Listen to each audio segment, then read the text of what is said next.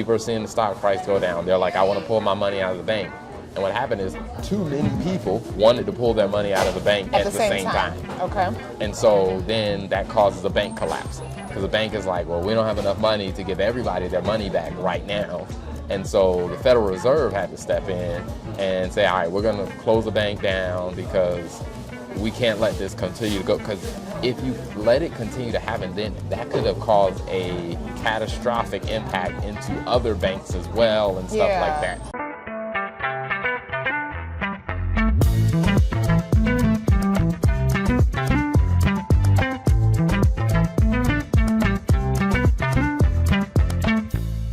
Hey guys, welcome back to another episode of Stuff Your Accountant Isn't Telling You. I am excited about today's episode, and we're doing things a little bit different. As you can see, we're not in the studio. We're actually at a Starbucks having some coffee, and we wanted to talk about the Silicon Valley Bank situation that's happening. It's something that recently broke in the past 48 hours, and one of the things that we always talk about on this show is the importance of really taking what's happening in the news and figuring out how do you apply that to your business, and how do you take the accounting side of it to really put some practical application. So I'm excited to talk about that today.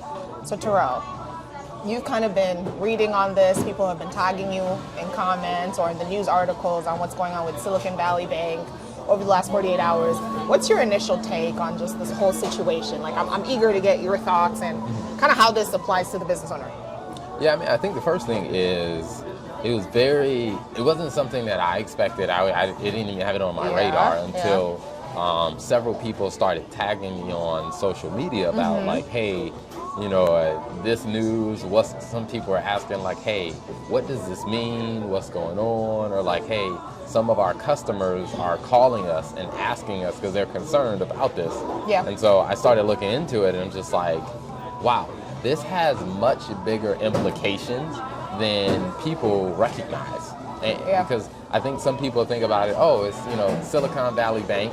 I don't use them. I don't bank there. I don't bank there, so it doesn't impact me. But when you really start to dig a little bit more, I think most people would be shocked at how connected the finances of what's happening in Silicon Valley are to even your life. You know, we're on the East Coast, and there's some implications that impact out here. It's just we haven't started to feel them yet, but as more information comes out over the next couple weeks, we're going to start seeing like, wow, there's a lot of secondary impacts here. Yeah, so can we break down, so for a lot of people, because some people may have not seen the news yet when this video goes up, so like what exactly happened with the Silicon Valley Bank? Like, why all this fiasco? Why all this noise? Like, what was the genesis based on what we know, of course, and like, why are we where we are now? Yeah, I mean, I think it's probably the best way to explain it is like, you know, there was a run on the bank. And what that pretty much means is when a bank, takes deposits from its customers, it holds a certain amount of money in the bank. And then the bank takes that money and they make loans. In Silicon Valley's SVB's perspective, they also, bought other securities and stuff like that. That's how the bank made, profit. Now, if everybody who has money in the bank comes and asks for their money at the same time, the bank is not going to have enough money to meet everybody's demand. That's because the bank is using other people's money to do investments and run their business and stuff like that. Yeah, and oftentimes with the bank, they're allowed to loan out more money than they actually have in their bank accounts. Now, without getting into the full details of that or, whether that's problematic or whatever, but it's like, for SVB, one of the things that they had announced on, I think it was like March 8th, so like about 3-4 days ago, they had announced that, hey, we're going to be trying to raise capital, about $2.8 billion, because we wanted to shore up and change some stuff in our balance sheet. We wanted to make some changes. Interest rates in the market are going up. And so they had about, $24-ish billion worth of assets that they were trying to sell. Well, they sold those assets and they took about a $1.8 billion loss. On the sale? Yes, on the sale of those assets. Plus, they were trying to raise another $2 billion to, invest in the strategy that they were doing. And what happened is some people saw that as risky and was like, hey, I want to take my money out of the bank. And some people saw that as risky, and the stock price started going down. Okay. And it just started causing this cascading impact of people are seeing the stock price go down. They're like, I want to pull my money out of the bank. And what happened is too many people wanted to pull their money out of the bank at the same time. Okay. And so then that causes a bank collapse, because the bank is like, well, we don't have enough money to give everybody their money back right now. And so the Federal Reserve had to step in and say, all right, we're going to close the bank down because we can't let this continue to go. Because if you let it continue to happen, then that could have caused a catastrophic impact into other banks as well and stuff like that. So if I'm understanding correctly, so basically it was more of, which I think is really how, or my understanding of like the stock market, it was really perception. So there were two moves that were made. One was the selling their business, or a certain part of their business at a loss, and then the other one was, okay, we're trying to raise capital. So both of those signals, I guess both of those actions basically led to a lack of confidence in the company's ability to, like, you know, I guess people were concerned that the company was desperate for money. So as a result, it started kind of like a chain reaction of people pulling their money out, or businesses pulling their money out? Yeah, I would say in the simplest sense, I would say yes. Okay. Now, of course, you got to factor in, like, you know, perspective on, you know, what the economy is going to do over the next year or two. You know, interest rates are going up. And so you have a situation where, you know, SVB Bank had owned things like, you know, government bonds and stuff like that they had bought when interest rates were lower. Now, if interest rates are going up, those bonds are no longer as attractive as they used to be. So now the value of those are much lower. Which is why they sold at a loss. Yes. Got which is why they end up taking a loss on some of that stuff.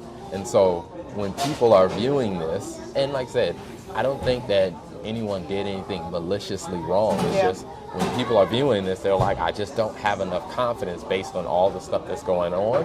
And, you know, SVB just didn't have enough cash on hand to meet everybody's demand.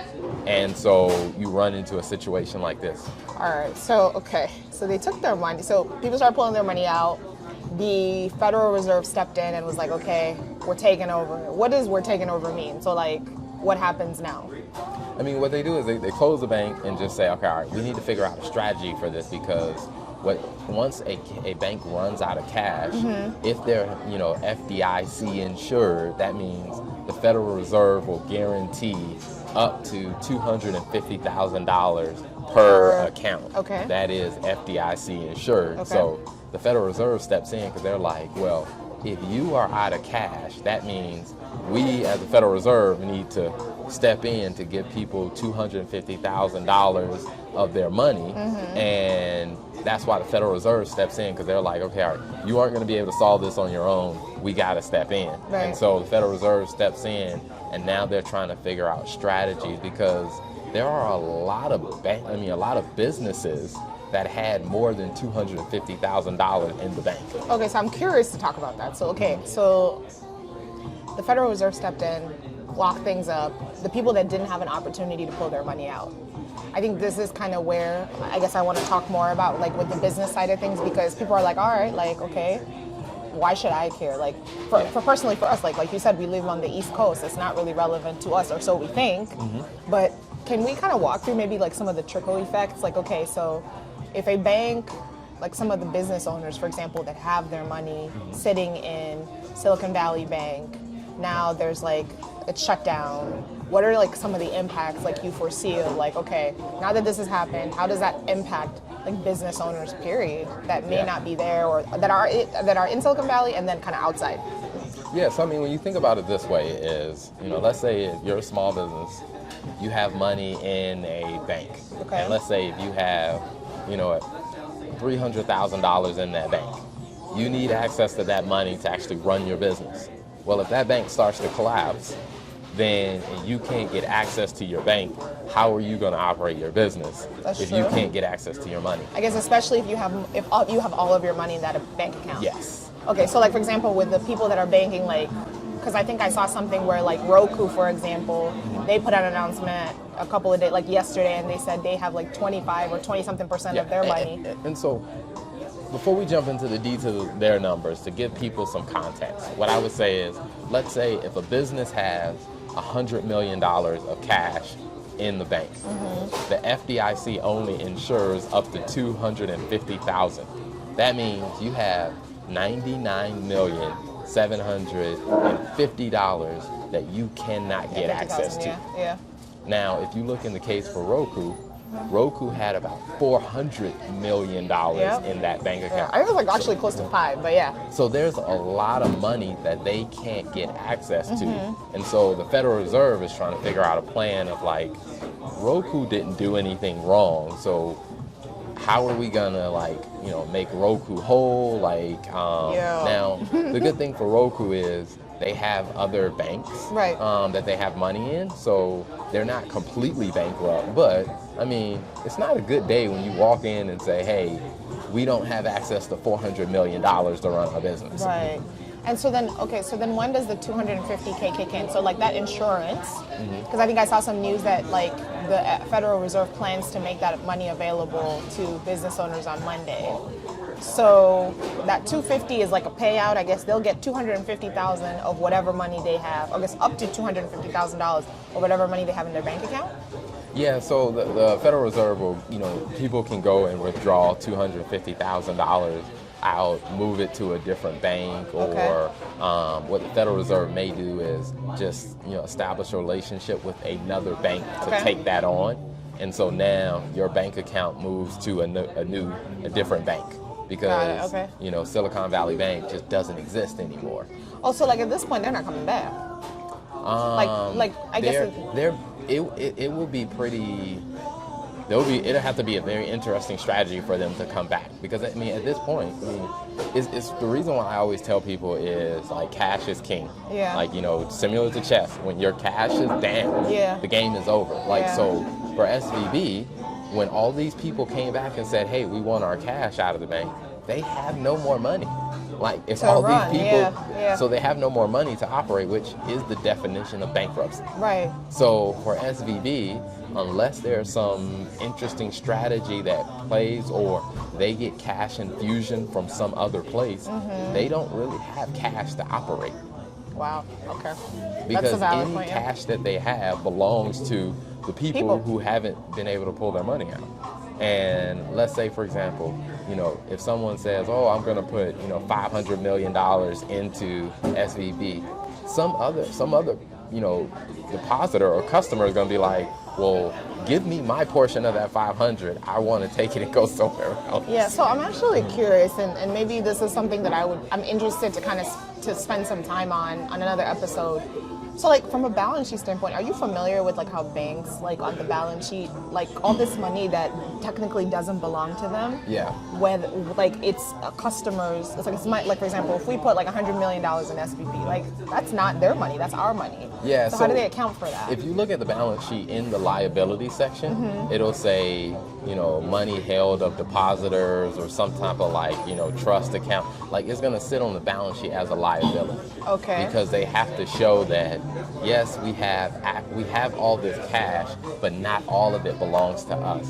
And I think when you look at their 2022 balance sheet, they were holding, I think it was like 73 billion of other people's money that wasn't tied to like securities and bonds and stuff like that. And then there was another 93 billion that was associated to like bonds and interest-bearing things. So I mean, like banks hold a ton of money that doesn't belong to them. Yeah. And then when you look at, okay, how much cash does SVB have that actually belongs to the bank? I think it was something like 13 billion.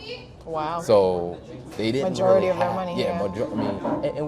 That's how banks tend to operate. Is they they take in deposits from other people, and then they take that money and then they go loan it out to other people, or they make other business decisions. And they make their money off of the interest. Yeah, they make their money off the interest and the fees and stuff like that. So they're using other people's money to make, let me not digress. So use other people's money to make money.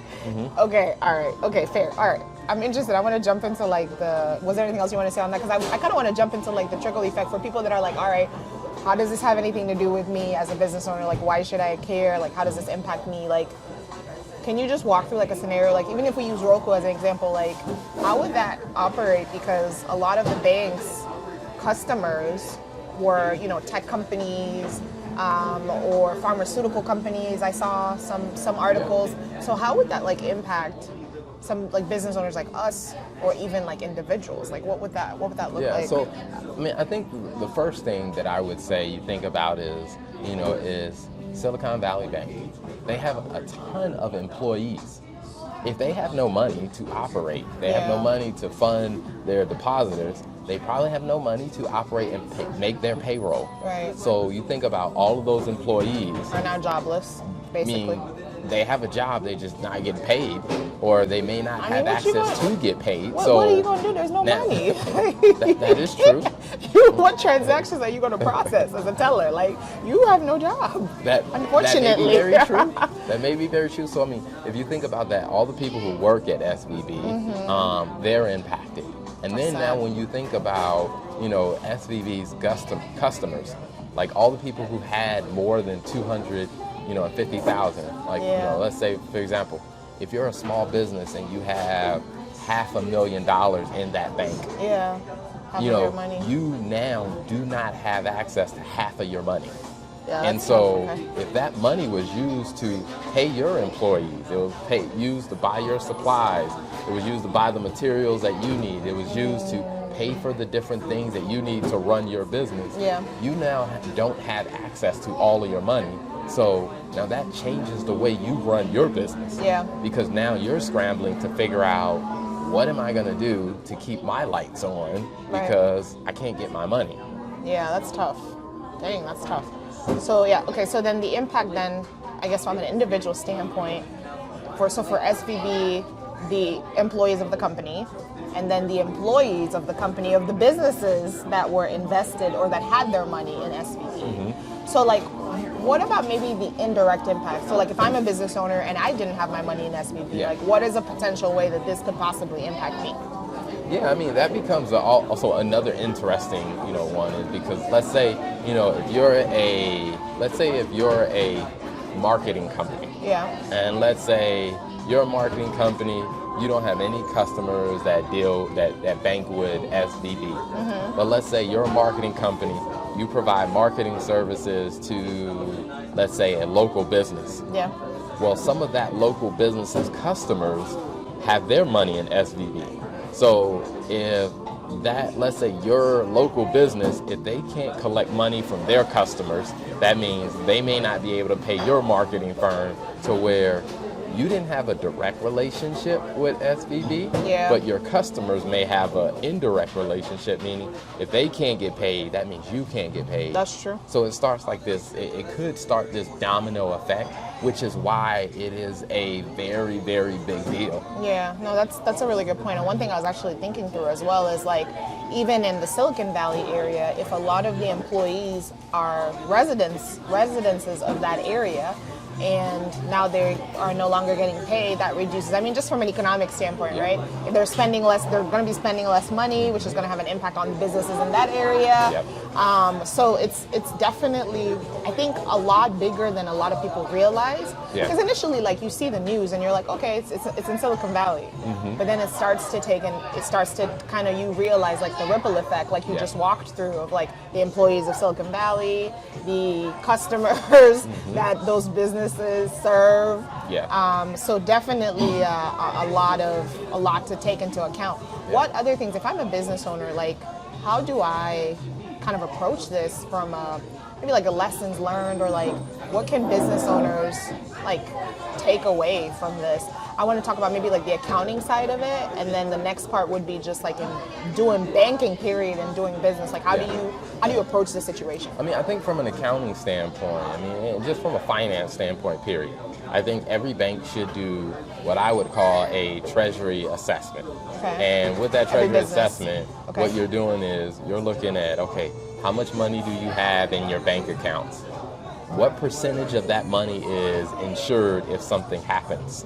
And then if you realize like, hey, we're at risk of losing, let's say, 75% of our money, then you probably need to get a plan for, hey, how do we get that money into different bank accounts so that we can have it insured if something happens? Yeah. I think the other thing you want to ask yourself is, do you have access to cash?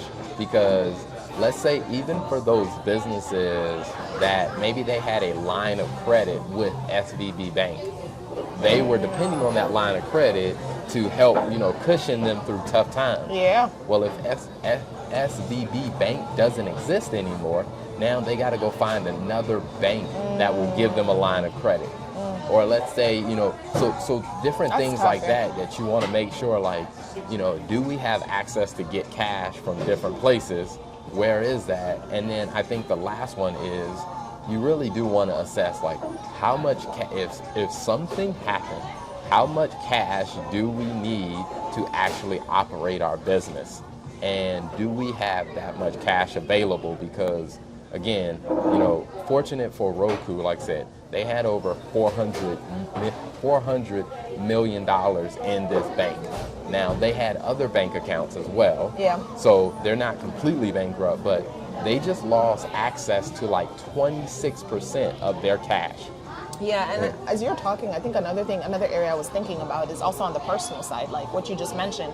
Because I was thinking, like, today, if God forbid something happened to one of the banks we use, like, all of our money is sitting in those banks. So it's like also thinking about, like, I think the diversifying piece as well, like also in your personal finances, like, do you have a plan where if something like this was to happen to one of the banks that you bank with, do you have a plan to be able to get your money or access to your money until the situation is figured out or until the FDIC, insurance steps in? So that's a really, really good point. Yeah. What about on the doing business in general side? Like you mentioned, you talked about the accounting piece, but I want to get your thoughts on just in general, like a takeaway for business owners with where this is concerned. Yeah, I mean, I think for, on the business side and operational, I do think as a business owner, you have to also look at, like, hey, for your customers, how does a situation like this impact your customers? Mm-hmm. Because if they can't afford to pay you, then that's going to impact your business. Yeah. And so one of the things we talk about a lot on this show is your accounts receivable. Yeah. If your customers owe you money and they haven't paid you yet, what are your processes and procedures to follow up with them to make sure that you collect the money that they owe you? Because think about all of the businesses that are banking with SVB Bank. Mm-hmm. They don't have access to their money. But let's say if you sold them some products and you were waiting on them to pay you, it's going to take even longer for them to pay you now. Because right now they're just trying to make payroll. Yeah, which means that could impact the way you operate your business. Yeah. So I think you also have to think about not only like what's your primary, financial exposure, but what's your secondary, financial exposure. And I'll be honest, I get this for most business owners, this is not something that you're going to do on your own. Yeah. Like, this is why you hire a fractional CFO to be able to take a look at these things. And this isn't something that you probably need to do every single day. Maybe you do it once a year or maybe twice a year. Yeah. You look at these type of things. And then that person can help give you a strategy to protect you from, this level of financial exposure. Yeah, that's good.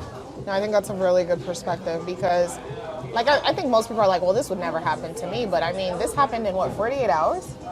I think from Thursday? They made the announcement about what they were trying to do on March the 8th. By March the 10th, the Federal Reserve had to step in and shut the bank down. Dang. So all of this transpired within a 48-hour period. Yeah, that's pretty big. I think one of the things that situations like this are teaching me is how I think the economy in the world is a lot smaller and a lot more connected now than it was 10 years ago during the last financial crisis. And so things happen like this and it just completely it really spreads like wildfire. I mean, and what's interesting is even in the financial crisis of 2008, I mean, even during that financial crisis, the impact was big. What I will say is we all weren't as used to using social media Yeah. like we are now. Yeah, that's so true. where if we had social media It probably back then, would've been. we probably would have gotten a glimpse of Yeah. how big it was. That's true. because That's true. I remember, like, let's say, for example, when banks started default, when Lehman Brothers, collapsed, and it caused a ripple effect to where there were businesses in London that were on the phone with bank executives in the U.S. like screaming, "How did you let this happen? Oh, wow. This is going to wreck the UK economy." And even other countries were calling, banks in the U.S. like, Wow. what is going on? Yeah. Because the financial economy is connected. It is a global. There's global connectivity when it comes down to the financial markets, and Yeah. I think most people don't necessarily get a glimpse of it. Yeah. Which is why I think for a lot of people who are looking at the news about SVB, they're like, okay, that's Silicon Valley. I don't own a business in Silicon Valley. That doesn't impact me at all. But it's just like, no, that does have a pretty big impact. And even when you think about it from the perspective that there have been some tech companies that have been laying people off already. Exactly. Because they were foreseeing some Exactly. financial challenges. Exactly. And then when you add this on top of Yeah. it, it's just like, hey, this could be pretty bad. Yeah, that's actually a really good point because people are already taking actions. Now imagine like not having cash to run your business. Yeah. I mean, that's really, really tough. Because you make a really good point. I think social media and access to technology definitely has made it more real. Mm-hmm. Like you can see what's happening. Because I remember, I think there were a couple of documentaries we watched about the financial crisis in 2008, where they just had rows of houses like that were just $1 million homes open, like foreclosed on. And we see that now, but at the time, that data or those videos weren't maybe available. It's like now somebody can record a video and be like, hey, this is what's going on. So that's actually a really good point. So I think from an impact standpoint, it probably is on the same scale. It's just like you said, you didn't have social media then to kind of magnify or show what was going on. Yeah. I think in this case, this also is going to impact people on a personal level, because let's say if you were trying to, start a business, or you were trying to buy a home, and you were going to get a loan from SVB, Yeah. or let's say you were going to get a loan from one of the banks in that area. Connected, yeah. Like right now, all banks are going back to their risk strategy and saying like, hey, how much exposure do we have? So what you may find is that a lot of banks might start being like, hey, we need to be a little bit more conservative About who we're lending based to. on, Yeah. or just, based conservative on how we go about doing the different things that we're doing. Yeah. Because if you see that one major bank, because to give a glimpse of the magnitude, I think I was seeing some numbers about 40% of the tech companies in the U.S. bank with SVB Bank.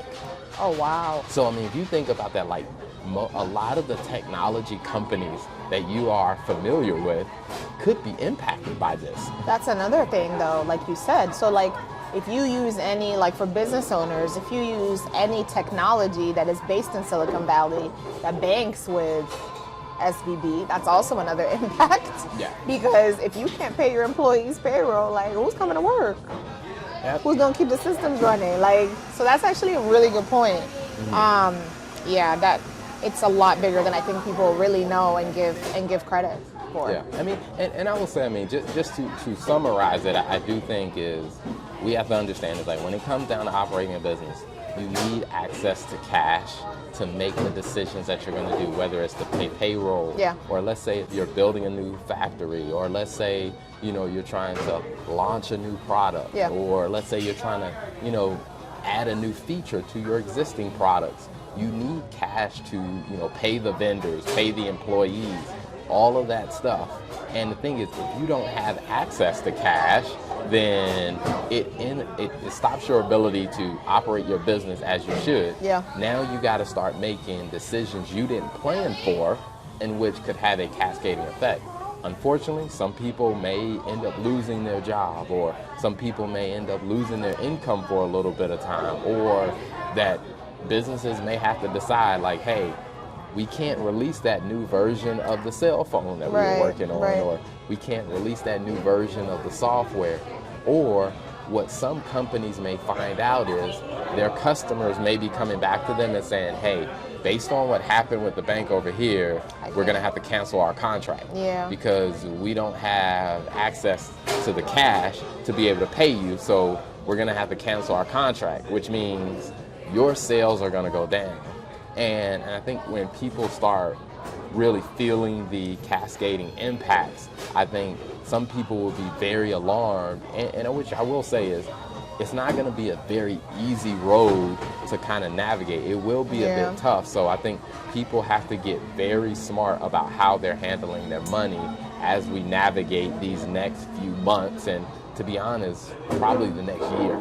Yeah, no, I agree. And actually, I think when you were talking about that, one of the things that I thought about is the cash flow management and cash flow assessment, like keeping an eye out on your cash flow needs to be more than just like a yearly activity, or like I get my report from my accountant, or I get my QuickBooks report and this is what it is. Like it needs to be almost I would say a frequent review of where are my numbers. And I think like for us, like Liveflow has been a really big opportunity to do that. Like you need to have a tool that is helping you constantly monitor that, and like giving access to that information for our clients, like to be able to see that information, because you can't afford, like we are in a situation now where you cannot afford to be passive about how you're managing your cash. I think we continue to talk about cash is king, cash is king, cash is king. But I think even now, as people are taking, like you said, risk-adverse strategies and are trying to conserve their cash to kind of see where things land, it's even more important now to use a tool like Liveflow, for example, to constantly get the refresh on, okay, how are my numbers doing? Yeah.